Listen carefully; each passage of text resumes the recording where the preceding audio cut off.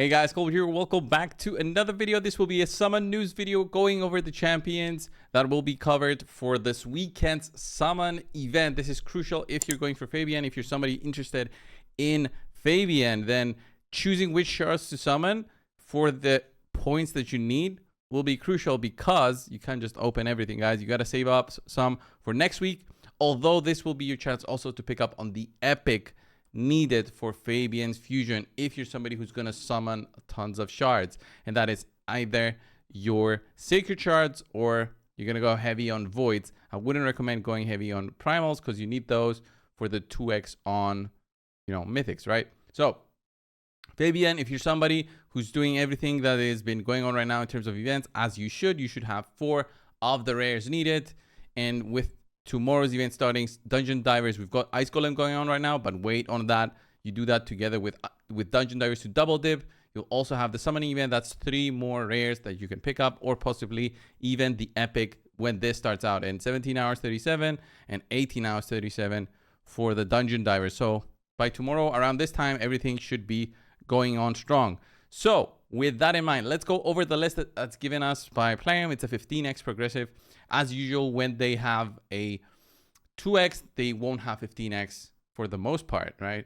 I thought with their 6th year anniversary, they would do something special, but no, they get kind of greedy, as we know. So they do 15x progressive, which is no boosted chances on the rates, but boosted chances on the specific champions that you have, and you can select which champions to pick up on. Let's have a look at the whole list, and I'll say which ones, in my opinion, are the most important ones. So starting out with the non-voids: Elva, Duchess, Glaycat, Python, Highkeeper, Prysma.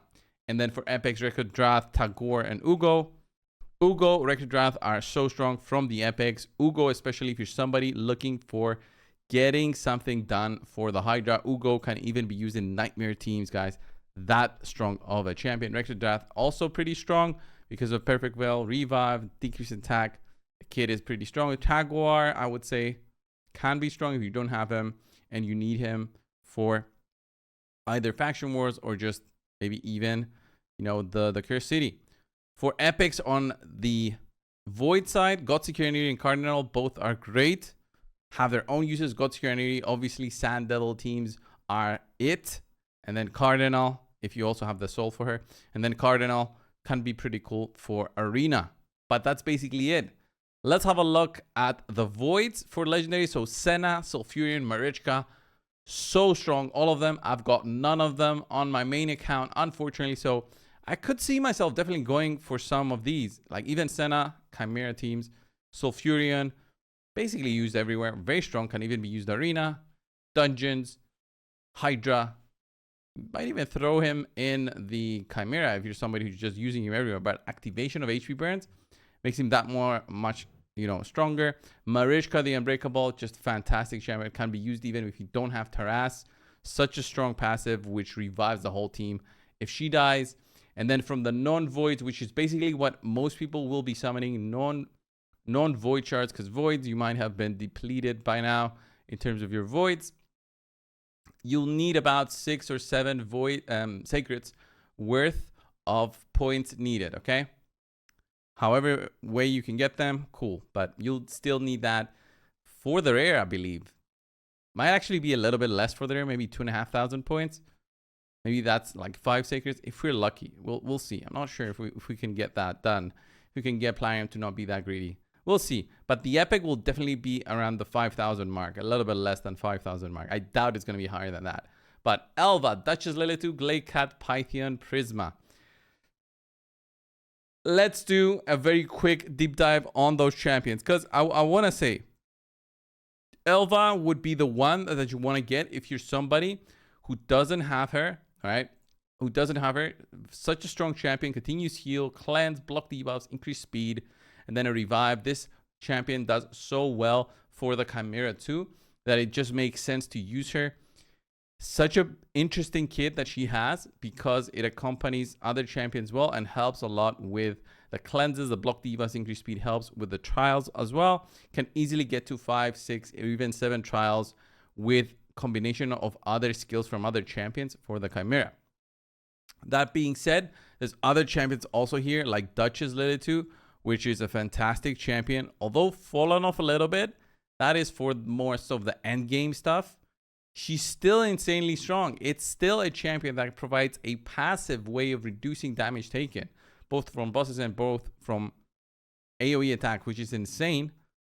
Perfect Veil, block debuffs, increase attack, can also revive the whole team, right? Not just one champion like Elva, the whole team, and can also apply shields on your champions, plus an aura for all battle speed, right? Fantastic kit. Then if we go to the next one, which is Gladecat. Gladecat, I could also see myself summoning for, because he's got a revive that also gives increased accuracy, increased defense, and can even use this when allies are still alive. So it's not a skill that is restricted only when your allies are dead that he can use it, which is not all champions have this. Allies under Perfect Veil can deal more damage. Allies under the Perfect Veil placed by this champion deal an additional 10% damage to enemies under Veil or Perfect Veil. That is not that often that you see this. I believe only the Dark Fate boss has Perfect Veil, right? Increased attack buff, Perfect Veil, Field of Terminator, and A1 can freeze, and it's an unresistible if the target has 50% HP or less. Can be used for Fire Knight, but not really. So pretty cool kid on his own. I've seen him in different teams, especially for Hydra. The extra damage that you can do, the increased accuracy, increased defense is very strong. The extra damage that you do is very much welcome. Basically, his kit helps a ton with everything. Cool Hydra champion, I would say, to say the least, right? Pythion. Let's go over Pythion. He's a champion that can even solo Sun Devil, but it's very stupid. It's a very stupid build that you can do solo Sun Devil for the Cursed City, not the normal one. Very strong kit, very useful for things such as the Amius boss. Like this rotation, you can use Pythion in there. Insane passive where you reduce damage taken based on the buffs that you have on the team. Very easy to stack those up. With other champions, he only provides one buff, block debuffs, plus the cleanse. But still very strong. Still a very strong champion. He was a fusion. Insane fusion when we did have him. Very much can carry your account if you're somebody who's brand new. And then Highkeeper Prysma. I don't even know Highkeeper Prysma, what she does. I can't remember. She can stun. She can transfer all debuffs from the ally with the most debuffs to the target. That's cool. That's kind of cool. Before attacking, removes all buffs from the target. The ally with the highest crit damage will join the attack and ignore 35% of the target's defense. That's actually cool. And if the enemy is killed by the ally during this attack, activates an instant turn effect on that ally. That is actually interesting for Arena. And then can also revive a single dead ally with 75% health and 75% term meter. Interesting. And then a passive at the start of this champion's turn has a 40% chance to remove any block debuffs from each enemy and replace them with block buffs. Also, chance to remove any buffs positively affecting stats and replace them with their mirror debuff equivalent. Very interesting kit. Can't remember when she was at and where was I? Was I away or something? But pretty cool kit. Again, I wouldn't place her above any other champion depending on your requirements for your account. But you can see their different skills and say, okay, is this worth it for my account? Is this not? And then if we cover the voids, guys, again, Senna has become a god champion for Chimera. If you're somebody who doesn't have that insane 17 18 trial teams, 17 trials is doable, but not with the Senna. Senna just allows you to do insane amount of turns and a lot of damage with that. You can reach like 500 million with Senna teams if you got that. So Chimera, she gets 5, Hydra, she gets a 5, Demon Lord, she gets a 5. It's just insane amount of term meter fill that she gives because of this passive, where whenever a continuous heal buff activates on an ally, fills term meter of all allies by 5%. Very cool kit. She can revive plus ally attack, and then she can also increase speed, continuous heal buff, and term meter boost in addition to what she does. So with some smart relics, some smart gearing, you can take a team to a ton of damage just because of her. Such a strong champion.